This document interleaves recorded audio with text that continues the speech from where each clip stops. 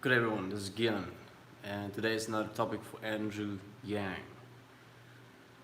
Now, I'm busy currently with work, so it's nighttime working, and I have a kind of little break, so I decided to make a video. On Andrew Yang brings out the worst and the best out of people. I've watched dozens, well hundreds of videos now of Andrew Yang and people that support Andrew Yang. And I've seen videos where people come forward, like this new guy that received $1,300 a month after he left the military.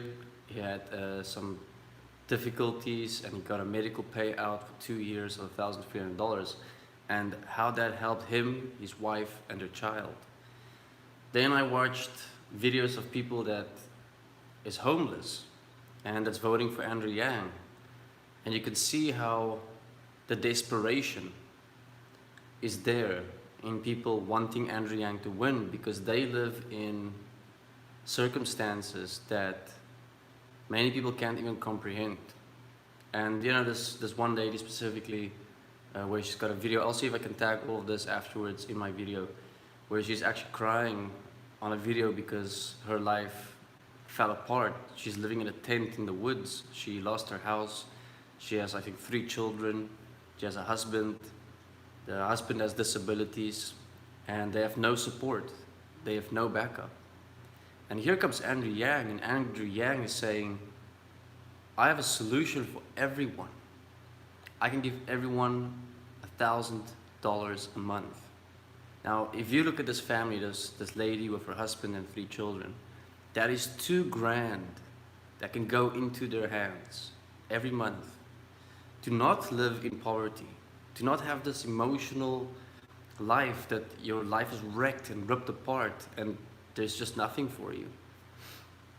Now, once you realize, understand that there are millions of people like that in the United States of America, who lives in tents, who lives in broken buildings, who do not have food, water, and shelter that is guaranteed on a daily basis. Never mind if it's clean and if the hygiene is good. They have children. Children has to live under these circumstances of the system that we currently live in, where they have absolutely no choice. A child can't go and get a job and earn money, which is what so many people promote. What if there's a child that has 2 disabled parents? You can't say, well, you gotta work for your money to have support in this world, because how is the children gonna go work? This is how it leads to prostitution, to pedophilia, to kidnappings, because you have these children in these vulnerable positions where their parents are, for example, both disabled, or there's some problem in their life, and the child has to suffer under those circumstances. They have no choice. But imagine both parents got $1,000 a month and they can get themselves and their children out of that situation. Now you can see in these videos where these people that have lost their house, lost their home, talk about how they want Andrew Yang to win, and it's like a last hope. It's like a last point of, I need help, and this is actually gonna help. Welfare systems require people to qualify for it. That means you have to prove that you're disabled. You have to prove that you have all these needs and things. When human needs are obvious, shelter, food, water, a clean environment, a safe environment, those are basic needs, as obvious.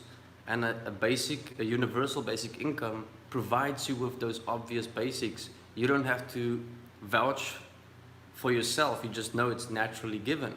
You don't have to go and fill in papers and go through the courts and then not get qualified and then stay on the street.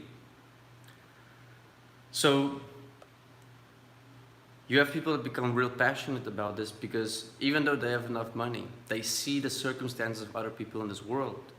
They see that there are people suffering, there are children suffering under what's happening in the world. And this is what I want to come out with, that Andrew Yang is challenging people's fundamental points of how they see the world. And the fundamental points of how they see it is, and I would like to go to a very great person that existed 2,000 years ago, which his name is Jesus. And he said, love thy neighbor as thyself. Give as you would like to receive. Do unto another as you would like to be done unto.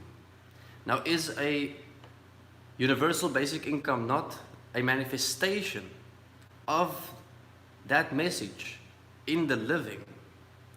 And if you look at how people complain about taxes that they have to pay, and there's going to be value-added taxes on everything, and they're complaining and crying, why are you unwilling to pay a bit more taxes, a bit more VAT on products to get children out of starvation, to get children out of poverty?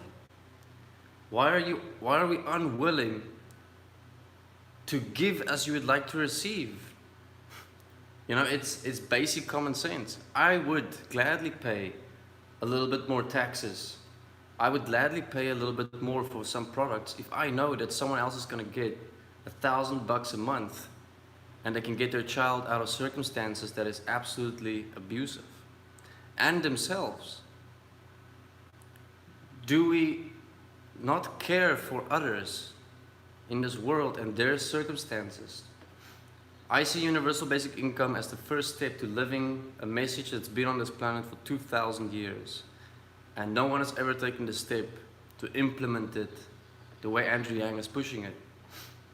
And yes, Andrew Yang is going to have flaws. Yes, he's going to have challenges because he's not perfect. No one is perfect. But he is putting it forth. So, the bad things that come out of people is this selfishness, this point of, I don't care if others suffer or die. My money is my money. You know, you see people react very badly to money. And money has such a possession over humans that we cannot give as we would like to receive. We cannot love thy neighbor as thyself. We cannot do unto another as we'd like to be done unto, because that means you have to give up what you have so that others can have. And isn't that what Jesus did? If he had an apple, he gave it to the person on the street, even though that's the only apple he had. Yes, he could manifest more apples, but my point was the message. So now we need to all let go of this point of, oh, I'm going to pay more taxes. Oh, I'm going to pay value-added taxes. Oh, it's going to cause inflation. But guess what? Andrew Yang is solving poverty. What candidate, what other candidate in this world, not just the United States of America, is giving a solution forth that will actually solve poverty? No one. Why are we not willing to create a closed system where we share our money so that everyone can have? Why do we react and become possessed? Why do we feel that we have to destroy others that wants to give to others? Like people attacking Andrew Yang and saying it's socialism or it's a scam or, you know, whatever it is. I mean, that's why Jesus got crucified, you know, for the same principles. Because the rich feared losing. And the rich here, I'm not talking about just the elite. I'm saying general population, people that has more than enough money, they just don't want to pay more taxes. They just don't want to pay more value-added taxes to certain products because someone else will be getting something of that. They're sharing. I don't want to share. You know, so it brings out very interesting points.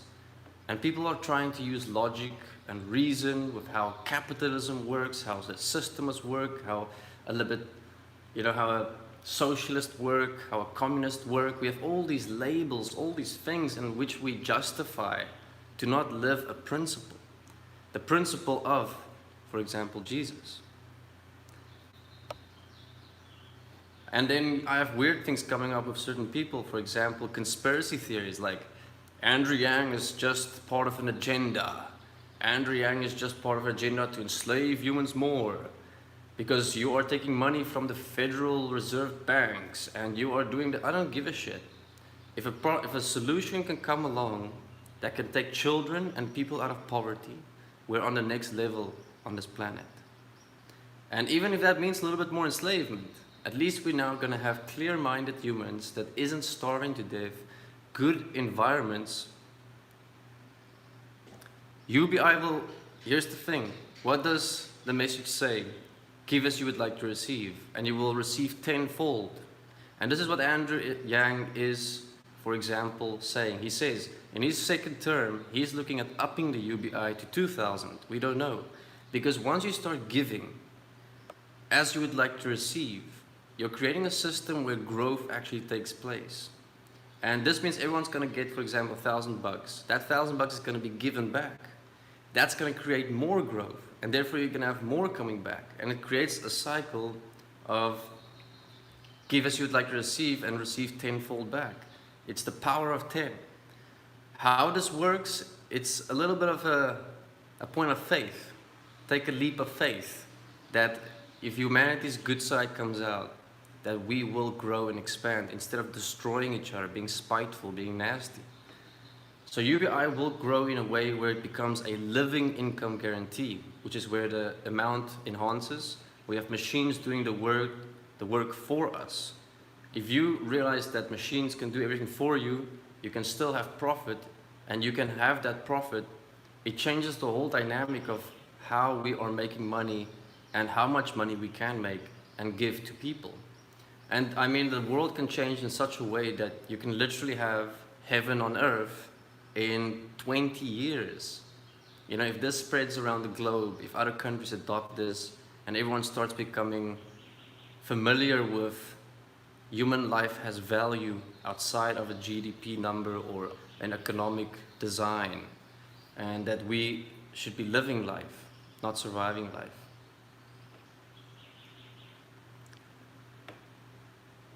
So yeah, I just wanted to share and for everyone to look at what is universal basic income bringing out in you? What fears, what insecurities, what righteousness, what pride? Remember, these are the 7 sins, part of the 7 sins that we have in the world. And we need to all look at what sinful points is coming out in us, to not want to give as we would like to receive, to not do unto another as we would like to be done unto.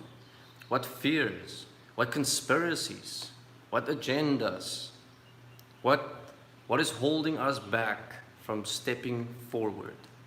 And it's literally in the end just us, holding ourselves back from having a world that can be based for all. Alright guys, I need to go. Sorry, still busy with work here. I just wanted to share that point quickly and for everyone to look at that. And what is it bringing out in your family when you talk about UBI?